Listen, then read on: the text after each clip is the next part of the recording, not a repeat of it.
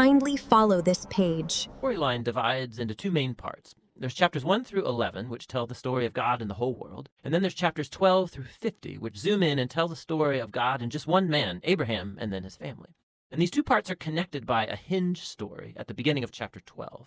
And this design, it gives us a clue to how to understand the message of the book as a whole and how it introduces the story of the whole Bible. So the book begins with God taking the disorder and the darkness described in the second sentence of the Bible, and God brings out of it order and beauty and goodness. He makes a world where life can flourish. And God makes these creatures called humans, or Adam in Hebrew. He makes them in his image, which has to do with their role and purpose in God's world. So the humans are made to be reflections of God's character out into the world, and they're appointed as God's representatives to rule his world on his behalf, which in context means to harness all of its potential, to care for it, and make it a place where even more life can flourish. God blesses the humans. It's a key word in this book. And he gives them a garden. It's like a place from which they begin starting to build this new world. Now, the key is that the humans have a choice about how they're going to go about building this world. And that's represented by the tree of the knowledge of good and evil.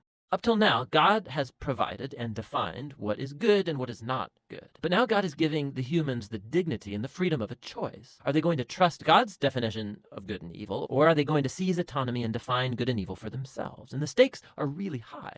To rebel against God is to embrace death, because you're turning away from the giver of life himself. This is represented by the tree of life.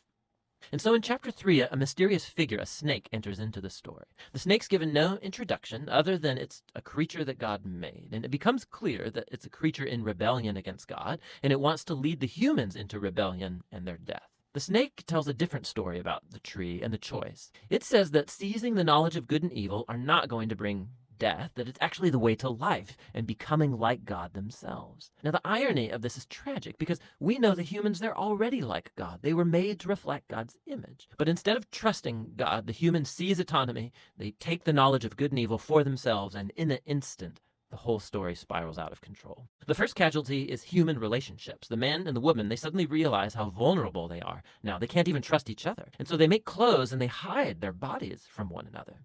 The second casualty is that intimacy between God and the humans is lost. So they go and run and hide from God, and then when God finds them, they start this game of blame shifting about who rebelled first. Now, right here, the story stops, and there's a series of short poems where God declares to the snake and then to the humans the tragic consequences of their actions. God first tells the snake that despite its apparent victory, it is destined for defeat, to eat dust. God promises that one day a seed, or a descendant, will come from the woman who's going to deliver a lethal strike to the snake's head, which sounds like great news, but this victory is going to come with a cost, because the snake, too, will deliver a lethal strike to the descendant's heel as it's being crushed. It's a very mysterious promise of this wounded victor. But in the flow of the story so far, you see this is an act of God's grace. The humans, they've just rebelled, and what does God do? He promises to rescue them. But this doesn't erase the consequences of the humans' decision. So God informs them that now every aspect of their life together, at home and out in the field, it's going to be fraught with grief and pain because of the rebellion, all leading to their death.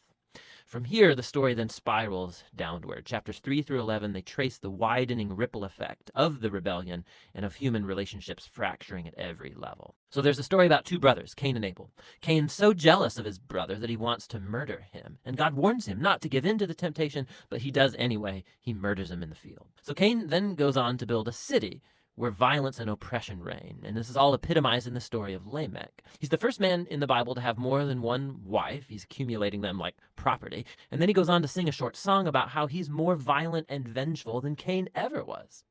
After this, we get an odd story about the sons of God, which could refer to evil angelic beings, or it could refer to ancient kings who claimed that they descended from the gods. And like Lamech, they acquire as many wives as they wanted, and they produce the Nephilim, these great warriors of old. Whichever view is right, the point is that humans are building kingdoms that fill God's world with violence and even more corruption. In response, we're told that God is broken with grief. Humanity is ruining his good world, and they're ruining each other. And so out of a passion to protect the goodness of his world, he washes it clean of humanity's evil with a great flood. But he protects one blameless human, Noah, and his family, and he commissions him as a new Adam. He repeats the divine blessing and commissions him to go out into the world. And so our hopes are really high, but then Noah fails too, and also in a garden. He goes and he plants a vineyard, and he gets drunk out of his mind. And then one of his sons, Ham, does something shameful to his father in the tent. And so here we have our new Adam, naked and ashamed, just like the first. And the downward spiral begins again. It all leads to the foundation of the city of Babylon. The people of ancient Mesopotamia, they come together around this new technology they have, the brick. And they can make cities and towers bigger and faster than anybody's ever done before. And they want to build a new kind of tower that will reach up to the gods, and they will make a great name for themselves. It's an image of human rebellion and arrogance. It's the garden rebellion now writ large. And so God humbles their pride and scatters them. Now, this is a diverse group of stories, but you can see they're all exploring the same basic point.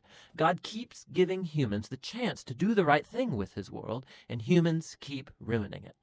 These stories are making a claim that we live in a good world that we have turned bad, that we've all chosen to define good and evil for ourselves, and so we all contribute to this world of broken relationships, leading to conflict and violence and ultimately death.